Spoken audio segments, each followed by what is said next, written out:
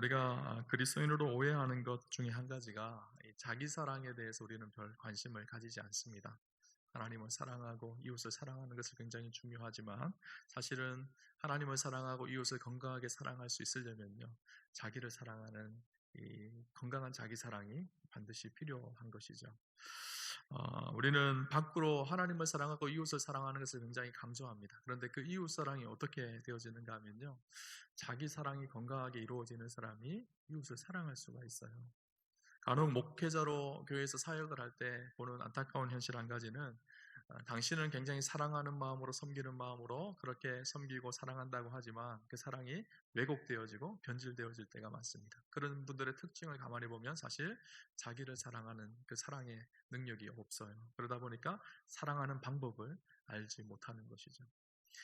자기 자신과의 관계가 온전하지 않으면요, 하나님과의 관계가 온전할 수가 없고요, 자기 자신과의 관계가 온전하지 않으면 형제들과 이웃과들의 관계가 온전할 수가 없습니다. 그래서 내가 건강하게 나를 사랑할 수 있는 것은 아주 그리스도인들의 중요한 이 삶의 중요한 가치 중에 한 가지이죠. 예수님께서도 말씀하시기를 내 이웃을 내 몸과 같이 사랑하라. 하나님도 그렇게 말씀하셨잖아요. 내 이웃을 내 몸과 같이 사랑하라. 이 말 속에는 어떤 의미가 있는가 하면, 내가 나를 사랑하듯이 내 이웃을 사랑하다, 이 말이거든요. 내가 나를 사랑하지 않는데 내 이웃을 온전하게 사랑할 수가 없다는 말이기도 합니다. 오늘 말씀을 통해서 건강한 자기 사랑을 회복하는 그런 복된 은혜가 있으시기를 주님의 이름으로 축원합니다. 건강한 자기 사랑을 위해서 무엇보다 정말 중요한 것이 한 가지가 있습니다. 무엇인가 하면요, 자아상이 어떤지를 잘 봐야 됩니다. 자아상이 뭘까요? 자기가 자기를 바라보는 자기 자신의 모습이 자아상이잖아요. 이 자아상이 어긋나 있고 깨어져 있으면요, 결코 자기를 온전하게 사랑할 수가 없습니다. 정태기 교수님이 쓴 내면 세계의 치유라는 책에 보면요, 자아상에 대해서 이렇게 얘기합니다. 우리를 향한 하나님의 목적은 나라는 상수리 나무가 주님 안에서 자라가는 것입니다. 우리를 향하신 하나님의 목적은 나라는 상수리 나무가 주님 안에서 잘 자라가는 것이라는 거예요. 그래서 그 상수리 나무가 한 감 아니고 두 감 아니고 잘 익은 열매를 쏟아내는 것입니다. 좋은 나무는요, 좋은 열매를 맺게 되어져 있는 것이죠. 그런데 때로는 싹도 틔우지 못하는 열매가 있는가 하면, 싹을 틔웠다가 금세 말라버리는 나무도 있습니다. 혹은 다 자랐는데 열매를 맺지 못하는 나무도 있습니다. 무엇이 이런 현상을 만드는 것일까요? 무엇 때문에 나무가 자라지 못하고 열매 맺지 못하는 것일까요? 바로 우리 안에 자리 잡은 구부러진 운전사 때문입니다. 학문적으로는 이런 운전사를 병든 자아상이라고 합니다. 우리 인생을 이끌어가는 구부러진 운전사가 있다는 거예요. 그 구부러진 운전사 때문에 우리 안에 마땅히 맺어야 될 열매를 맺지 못한다는 거예요. 이것이 병든 자아상이라고 합니다. 자아상이 원만한 사람은 삶 속에서 제 기능을 다 발휘할 수 있습니다. 제도를 잘 성장해서 좋은 열매를 많이 맺습니다. 하지만 자아상이 병든 사람은 소극적이고 비관적인 사람이 되기 쉽습니다. 자아상은 우리의 행동과 태도를 지배합니다. 자아상은 마치 운전사와 같아서 자기 의지대로 우리의 인생을 운전해 갑니다. 비행기가 목적지에 도착하려면 반드시 항로를 따라가야 하듯, 성공적인 인생을 사는 데에도 인생을 올바르게 운행할 수 있는 자아상이 필요합니다. 우리 인생에 구부러진 운전수가 있으면 우리 인생이 어디로 갈까요? 우리가 생각지도 못했던 낭떠러지로 틀어져요. 그러나 우리 안에 건강한 자아상이 있으면 우리의 삶 속에 바른 열매가 맺혀진다는 거예요. 우리 인생을 잘못된 운전수가 운전해 간다면 어떻게 해야 될까요? 올라가서 걸어내려야 돼요. 그리고 우리 인생이 하나님 원하신 아름다운 원래의 계획대로 풍성한 열매를 맺게 해야 합니다. 오늘 본문을 보면 자신을 사랑하지 못했던 잘못된 자아상을 가지고 있었던 이스라엘 백성들의 모습을 오늘 본문을 통해서 보게 되어져요. 이스라엘 백성들이 광야에서 약속의 땅 가나안을 향해서 행진하고 있었습니다. 이들은 자기들이 들어갈 땅을 탐지하고 싶어 했죠. 정탐하고 싶었던 거예요. 그런데 미드라시라는 책에 보면 모세는 원래 이스라엘 백성들이 정탐하는 것을 별로 원하지 않았다고 합니다. 왜냐하면 이미 하나님께서 약속으로 주신 땅이기에 믿음을 가지고 들어가면 되는데 이들이 자꾸 보고 싶다는 거예요. 미리 좀 보면 좋겠다는 거예요. 그래서 12명의 정탐꾼을 세워죠. 각 지파별로 한 명씩 정탐꾼을 세워서 그 땅을 정탐하게 합니다. 근데 그들의 정탐의 보고를 오늘 우리가 읽은 본문이요, 그들이 정탐하고 나서 돌아온 그 보고의 내용이잖아요. 그 보고의 내용을 보면 하나님께 정말 그 약속대로 주신 적과 꿀이 흐르는 땅입니다라는 것을 보고합니다. 그런데 10명의 정탐꾼들 어떻게 얘기하죠? 정말 풍성한 열매가 있는 땅이지만 그러나 그 땅은 아낙 자손이 살고 있고 거인들이 살고 있고 우리는 그들 앞에 보기에 형편없습니다. 우리는 메뚜기 같습니다. 이렇게 보고를 합니다. 오늘 본문 우리 32절 33절 말씀 같이 한번 읽어보도록 하겠습니다. 같이 보겠습니다. 이스라엘 자손 앞에서 그 정탐한 땅을 악평하여 이르되 우리가 두루 다니며 정탐한 땅은 그 거주민을 삼키는 땅이요 거기서 본 모든 백성은 신장이 장대한 자들이며 거기서 네피림 후손인 아낙 자손의 거인들을 보았으니 우리는 스스로 보기에도 메뚜기 같으니 그들이 보기에도 그와 같았을 것이니라. 뭐라 그러죠? 우리가 스스로 보기에 우리가 뭐 같다고요? 메뚜기 같다는 거예요. 아마 그들이 우리를 봤을 때도 아유 저 메뚜기들 이렇게 그들도 우리를 볼 거라고 이미 확정지어서 결론을 내려버렸습니다. 이들이 가지고 있는 중요한 자아상 한 가지가요 메뚜기예요. 나는 메뚜기 같은 존재니까 아무것도 할 수 없다는 거예요. 비록 그 땅에 거인들이 살고 있고 아낙 자손들이 살고 있고 견고한 성읍이 있지만 내가 보기에는 우리는 도저히 안 된다는 거예요. 나는 메뚜기이기 때문에. 여러분 이런 자아상을 가지고 있는 사람들의 특징이 뭔지 아세요? 모든 것을요 다 그렇게 봅니다.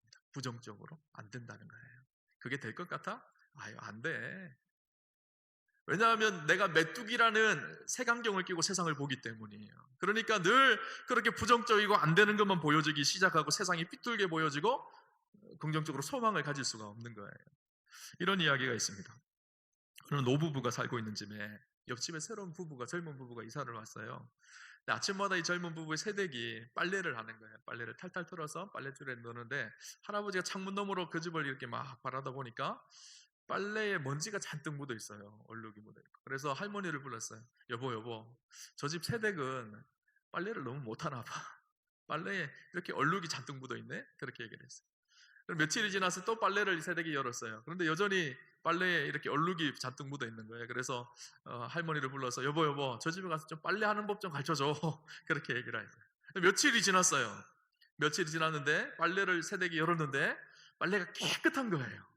그래서 할아버지 생각에 우리 할망구가 이 빨래를 하는 법을 가르쳐줬구나 생각해서 불렀어요. 여보 저 집에 오늘 빨래를 열었는데 빨래가 깨끗하네. 그렇게 얘기를 했어요. 그러자 그 할머니가 하는 얘기가 오늘 아침에 유리창을 깨끗이 닦았더니 아주 잘 보이네요. 그러더라는 거예요. 무슨 말이죠? 빨래가 더러운 것이 아니라 유리창이 더러웠어요. 유리창이 더러우니까 모든 것이 다 더럽게 보이는 거예요. 오늘 우리 안에 잘못된 자아상으로 세상을 바라보기 시작하면요 세상이 그렇습니다. 다 부정적이고 다 안 되고 다 소망이 보이지 않아요. 그렇다면 오늘 우리에게 이 잘못된 자아상이 왜 생기는 걸까요? 우리의 자아상이 왜 어그러져 있는 것일까요? 왜 그래서 우리가 우리를 사랑하지 못하게 만들까요? 성경 오늘 우리에게 답을 주고 있는데요. 그 답이 무엇인가 하면 첫 번째는 과거의 실패의 경험과 상처들 때문입니다. 과거의 상처와 아픔들이요 우리의 자아상을 어그러 들어가요. 상처와 아픈 실패의 경험이 자꾸 쌓이면요 나는 이 정도밖에 안 돼. 나는 이거밖에 할 수 없는 그런 인생이라고 자신을 스스로 한정 지어버립니다. 그래서 아무것도 할 수 없게 만들어요. 실패가 자꾸 경험되어지면요 더 이상 앞으로 나갈 수가 없는 거예요. 나는 안 되겠다. 나는 이 정도밖에 안 되는 사람이야. 나는 그것밖에 할 수 없지 라고 스스로를 제한시켜버립니다. 이스라엘 백성들이 사실은 그랬어요. 그들이 출애굽하기 전에 어디에 있었죠? 애굽에 있었습니다. 애굽에서 그들이 했던 일이 뭘까요? 애굽에서 노예로의 삶을 살았습니다. 400년 동안 노예의 삶을 살았죠. 우리가 일제치하에 수십 년을 그렇게 살아도 그 상처와 아픔이 얼마나 많나요? 그런데 400년의 애굽의 노예로 살았던 그들 안에 얼마나 많은 상처가 많았을까요? 아픔이 많았을까요? 얼마나 가난하고 궁핍하고 굶주리고 그들의 삶이 늘 원망스럽고 아픔과 눈물과 상처가 가득한 곳이 애굽의 400년의 역사였거든요. 그들은 몇 대를 거듭해서 400년의 역사 속에 이런 수많은 상처를 끌어안고 살았어요. 그래서 하나님의 백성으로 출애굽을 했음에도 불구하고 이제는 더 이상 노예가 아니라 하나님의 백성이 되었음에도 불구하고 그들은 여전히 그 상처에 갇혀서 묶여서 살고 있었던 거예요. 그러니까 자기를 들여다볼 때 메뚜기처럼 밖에 안 보이는 거예요. 오늘 우리도 그럴 수 있습니다. 과거의 실패의 경험들, 상처와 아픔과 눈물 나는 일들이 우리를 붙잡기 시작하면요 거기에 끌려 들어가요. 그래서 나의 어그러진 자아상에 붙들려지기 시작합니다. 자신을 사랑할 수 없게 만들어 버리는 것이죠. 인도에 코끼리를 조련하는 한 방법이 있다고 합니다. 어린 코끼리를 한 말뚝에 묶어서 줄로 묶어서 그 발에 묶어 놓는다고 해요. 어린 코끼리가 힘이 없잖아요. 그러니까 아무리 당겨도 그 말뚝이 뽑히지도 않고 줄이 끊어지지도 않는 거예요. 그래서 2m 자리에 줄에 묶어 놓으면 그 2m만 뺑뺑뺑뺑 도는 거예요. 열심히 몇 번은 처음에는 이것을 힘으로 걷어차보기도 하고 빠져나가 보려고 노력도 하지만 어린 코끼리에 힘이 없으니까 빠져나오지를 못해요. 그래서 그곳에 갇혀서 그냥 2m만 뺑뺑뺑뺑 돌면서 삽니다. 나중에 이제 이 코끼리가 큰 코끼리가 되어지고 힘이 센 코끼리가 되어져요. 충분히 그 줄을 끊고 나올 수 있는 힘이 있음에도 불구하고 이미 자아상이 굳어졌어요. 나는 안 된다는 거예요. 그래서 팔에 줄만 묶어 놓으면 2m 밖으로 벗어나지를 않는다고 합니다. 왜냐하면 과거의 실패의 경험들, 상처에 묶여져 있기 때문에. 오늘 우리도 그럴 수 있어요. 과거에 잘못되고 상처난 부분들이 우리의 삶을 붙들기 시작하면 그 기에 묶여서 2m짜리밖에 인생이 안 되는 거예요. 앞으로 나아가서 더 많은 일, 놀라운 일들을 일으켜갈 수 있음에도 불구하고 그 자리에 붙들려서 아무것도 할 수 없는 것이 우리의 자아입니다. 우리를 붙들고 있는 한 가지가 과거의 실패의 경험과 상처인데, 또 한 가지는 무엇인가 하면요, 비교하면서 얻어지는 열등감입니다. 오늘 이스라엘 백성들을 볼까요? 그들 하나님 약속의 땅에 들어갔어요. 정탐하고 왔어요. 그 땅을 보니까 진짜 좋은 땅이에요. 성경에 나오는 대로 젖과 꿀이 흐르는 땅입니다. 그런데 그들이 보고 있는 것은 무엇일까요? 하나님의 약속이 보여지지 않아요. 그들이 보이는 것은요, 자기들과 비교의 대상인 가나안 거민들만 보이기 시작하는 거예요. 힘이 세고 덩치가 있고 무기를 가지고 있고 아주 우리가 감당할 수 없는 그런 거대한 그 사람들만 보여지는 거예요. 그래서 오늘 성경을 보면 28절에 그렇게 얘기합니다. 그러나 그 땅 거주민은 강하고 성읍은 견고하고 심이 클 뿐 아니라 거기서 안악자손을 보았으며, 그 땅은 심이 크고 그 땅에는 안악자손들이 있고 사람들과 비교하기 시작하는 거예요. 우리는 전혀 힘이 없다는 거예요. 32절 33절을 보면 이스라엘 자손 앞에서 그 정탐한 땅을 악평하여 이르되 우리가 두루 다니며 정탐한 땅은 그 거주민을 삼키는 땅이요 거기서 본 모든 백성은 신장이 장대한 자들이며 거기서 네피림 후손인 아낙 자손의 거인들을 보았나니 우리는 스스로 보기에도 메뚜기 같으니 그들이 보기에도 그와 같았을 것이니라. 자꾸 비교하니까요, 메뚜기 같은 거예요. 스스로 보기에도 메뚜기 같고 이제는 생각까지 하고 추측까지 합니다. 그들이 우리를 봤을 때도 메뚜기 같을 것이다. 여러분, 비교는요, 그렇게 우리의 자존감을 깨뜨려 버립니다. 저 자신을 볼 때도 제가 잘못된 자존감에 붙들려 있을 때를 가만히 뒤돌아보면요, 자꾸 비교하더라고요. 저 사람은 저런데, 저 사람은 똑똑하고, 저 사람은 잘생기고, 저 사람은 저런데 나는 왜 이럴까? 제가요, 그래서 그 자존감, 잘못된 어그러진 자존감에 붙들려 있을 때 늘 고민했던 한 가지가 무엇인가 하면요, 나는 왜 이렇게 못생겼지? 했었어요. 저 못생기지 않았잖아요, 그죠? 우리 성도님들 잘생겼다 그러시더라고요.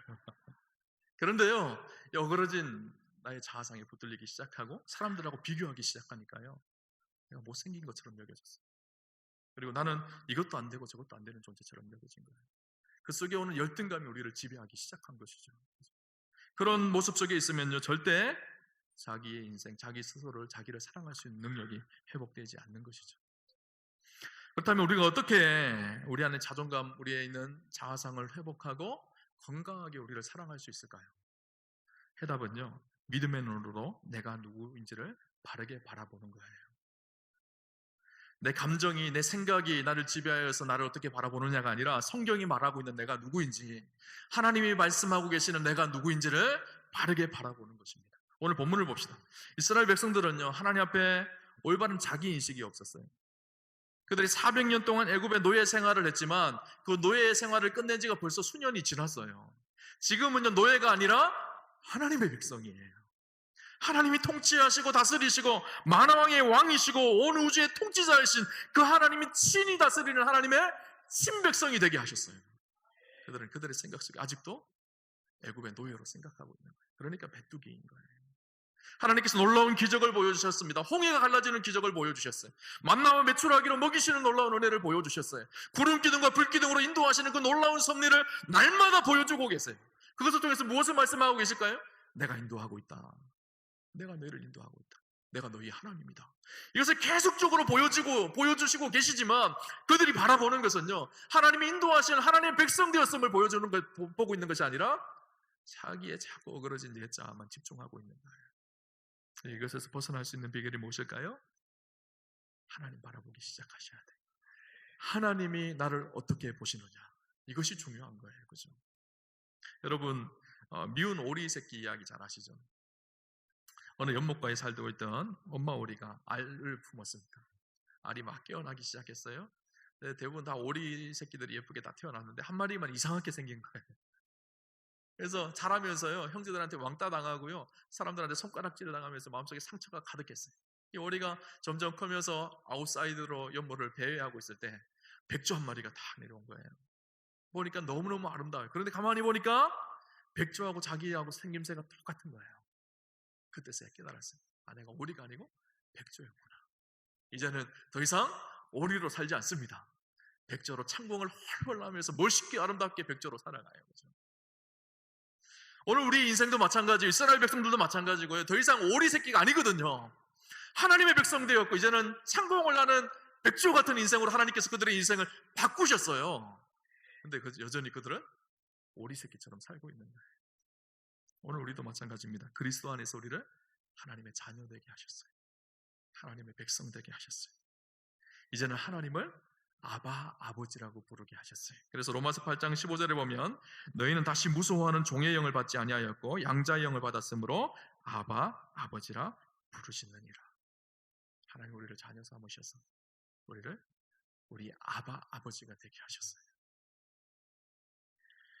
제가 잘 아는 목사님 한 분이 있습니다. 제가 아주 사랑하고 존경하는 목사님인데 이분의 인생에 이런 일이 있었어요.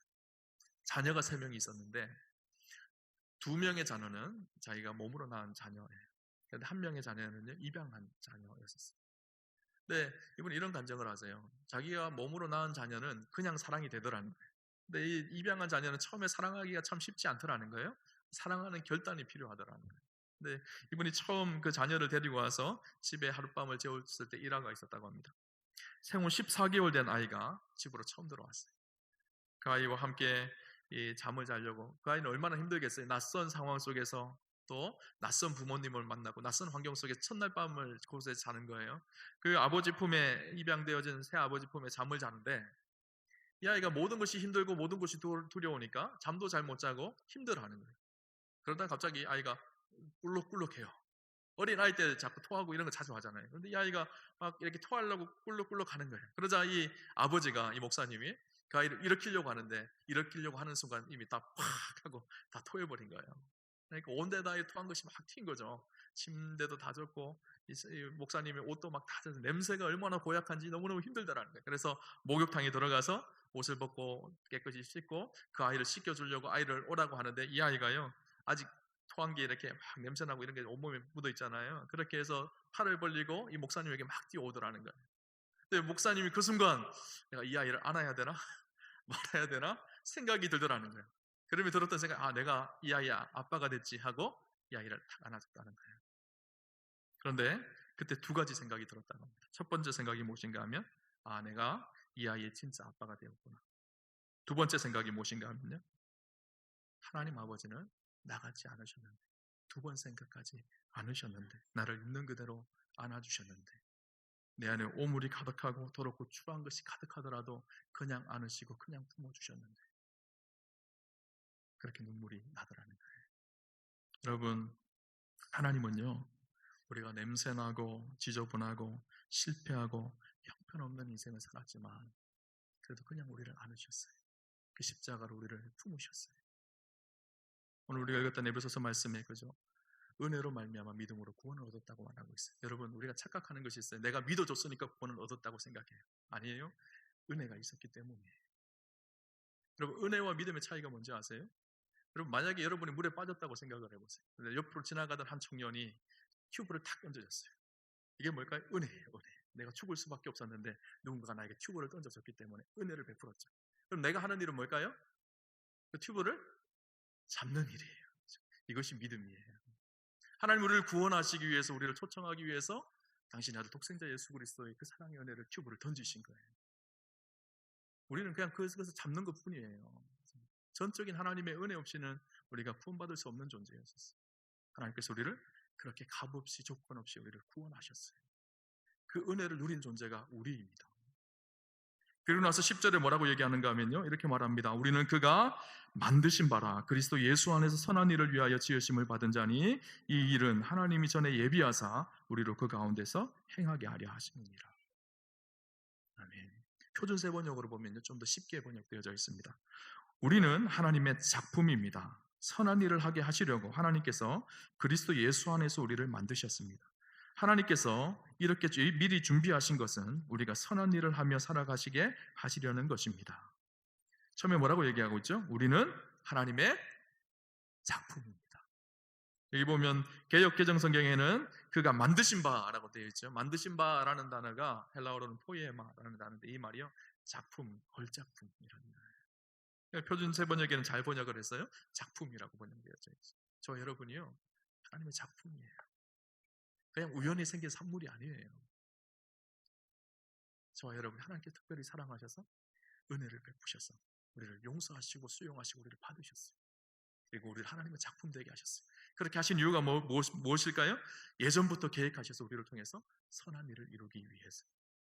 여러분 한 분 한 분이요, 보통 사람이 아닌 거예요. 비범한 사람이에요. 하나님의 작품이세요. 우리 옆 사람과 한번 인사할까요? 권사님은 하나님의 작품입니다. 집사님은 하나님의 작품입니다.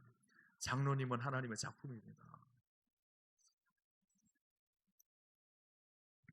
여러분, 사단은요, 끊임없이 너는 별 볼 일 없는 인생이야, 너는 메뚜기 같은 인생이야, 너는 버려진 인생이야, 부하 같은 인생이야, 그렇게 말하지만 하나님은 끊임없이 우리에게 말씀하세요. 너는 작품이야. 내가 너를 용납하였고 너를 받아들였어. 너는 특별한 존재야. 여러분, 때때로 우리 안에 낙심이 찾아올 때, 힘들 때 선포하셔야 돼요. 하나님이 나를 받아들이셨어. 하나님 나를 특별하게 부르셨어. 여러분, 이것이 그리스도인의 삶이에요. 우리가요, 그러니까 너무너무 사랑스러운 존재인 거예요. 너무너무 존귀한 존재인 거예요. 간혹 우리가 성경의 가르침을 심각하게 오해하는 것 한 가지가 있어요. 자기 자신을 사랑하는 일을 오해할 때가 있습니다. 우리가 잘 아는 마태복음 16장 24절 말씀 때문에 그렇습니다. 누구든지 나를 따라오려거든 자기를 부인하고 자기 십자가를 지고 나를 따르라 라는 말씀, 참 좋은 말씀이고 중요한 말씀이죠. 이 말씀을 잘 적용하셔야 돼요. 여기서 자기를 부인하라 하는 것은요, 나를 학대하고 나를 혐오하고 나를 미워하라는 말이 아니에요. 자기를 부인한다 이 말은요, 내가 그리스도 안에서 변화되기 전에 나의 모습을 부인한다는 거예요. 죄된 모습, 본질상 진노의 자녀였던 나의 모습, 세상의 정욕과 욕심을 따랐던 나의 그 모습을 부정한다는 거예요. 오늘 우리가 읽었던 에베소서 2장 전반부에 그 이야기를 하고 있어요. 우리가 본질상 진노의 자녀였고 세상의 권세와 세상의 욕망을 따랐던 그런 존재였지, 그것을 부인한다는 거예요. 이제는. 그리고 긍정하고 소망하고 사랑해야 될 것은 무엇일까요? 이제는 내가 하나님 앞에 특별한 존재로 부름을 받은 존재, 하나님 앞에 변화되어진 새로운 존재가 되었고 하나님의 작품이 되었다는 이 사실을요, 끊임없이 우리는 사랑하고 긍정하는 거예요. 오늘 우리의 삶이요, 그런 존재로 바뀌어졌습니다. 여러분, 변화된 우리를요, 사랑하셔야 돼요. 나를 사랑하지 않고요, 성도를 사랑할 수 없고요, 나를 사랑하지 않고 이웃을 사랑할 수 없고, 나를 사랑하지 않고 하나님을 제대로 사랑할 수가 없어요. 이렇게 하나님 앞에 새롭게 변화된 나를 사랑하기 시작하면 어떤 일들이 나타나는가 하면요, 세상을 이기는 힘을 얻게 되어집니다. 오늘 메뚜기에게는 세상이 얼마나 커 보였을까요? 세상의 메뚜기는 얼마나 연약한 존재로 자기들을 여겼을까요? 도저히 메뚜기는 세상을 이길 수가 없어요. 그러나 오늘 내가 하나님의 백성이 되었고 하나님이 나와 동행한다는 사실을 알기 시작하면, 하나님 나의 아버지 된다는 사실을 알기 시작하면요, 세상보다 훨씬 크신 그 하나님이 나와 함께 하신다는 사실을 기억하면 세상을 변화시켜가고 이겨가기 시작하는 거예요. 여러분, 세상이 얼마나 커 보인가요? 그렇지만 다 하나님 아래에 있어요. 그 하나님이 우리와 함께 하십니다. 예전에는요, 시장에 가면 저울을 달았잖아요. 그죠? 이렇게 이쪽에 저울을 달면 이쪽에 무게 균형을 맞춰서 상품을 물건을 올려놓으면 균형을 맞추잖아요. 그럼 세상이라는 큰 문제를 올려놓으면요, 그 저울은 세상에 기울 수밖에 없어요. 세상이 훨씬 크기 때문에. 그런데 이 저울의 균형을 맞출 수 있는 방법이 있어요. 세상보다 훨씬 크신 하나님이 우리와 함께 하시면 이 균형이 맞춰지기 시작하는 거예요. 아니면 훨씬 더 우리 쪽으로 무게가 쏠려오기 시작하죠. 오늘 그 하나님이 저와 여러분과 함께 하십니다. 그 하나님이 우리의 아버지 되십니다. 그 하나님 우리를 친백성 삼으셨어요. 택하신 족속으로 왕같은 제사장으로 거룩한 나라로 그의 소유된 백성으로 우리를 삼으셨습니다. 변화된 우리를 여러분 사랑하시기를 바랍니다. 옛 자아에 갇히지 마시고 상처와 아픔과 열등감에 갇히지 마시고 우리를 사랑하시고 회복하시는 그 놀라운 은혜를 날마다 누리는 우리 우아함의 성도님들 다 되시기를 주님 이름으로 축원합니다.